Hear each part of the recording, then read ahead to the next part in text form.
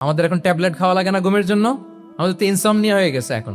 কিন্তু আজ থেকে বেশি দূরে না, 30 বছর আগের একটা গ্রামীণ পরিবেশের রাত 8টার পরিবেশ হচ্ছে সবাই ঘুম।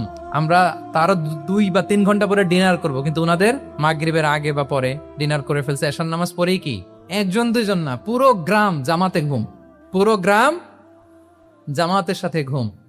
তো যে লোকটা 8টার দিকে ঘুমালো, ও উঠবে কখন বলেন? রাত 3টার পর ওর ঘুম আসবে?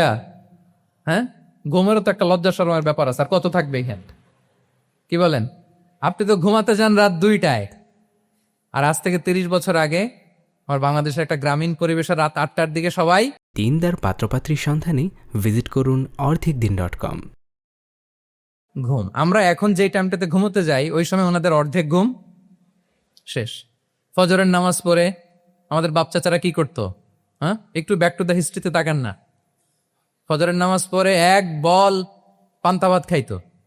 আমরা তো এখন এতটুক খাইলে আমাদের এটা বার্ন করার জন্য দৌড়াইতে হয় 5 কিলো, জিমনেশিয়ামে যাইতে হয়, কত আয়োজন, কত ওয়ার্কআউট করা লাগে।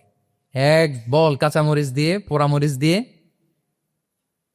ভাত খেয়ে চলে যাইতো ফসল খেতে। দুপুরে আবার এক বল, খাইতে বসলেই এক বল। আমরা সারা মাসে খেতে পারি না এক বল।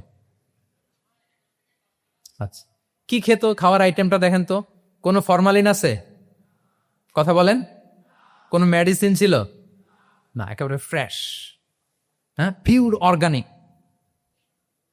নিজেদের মাঠ থেকে আনা যে ধান, ঢেকি ছাটার ধান দিয়ে ভাত খেত। বাড়ির পুকুরের মাছ, কোনো ফরমালিন নাই। নিজের চাষ করা সবজি খেত, গোয়ালের দুধ খেত।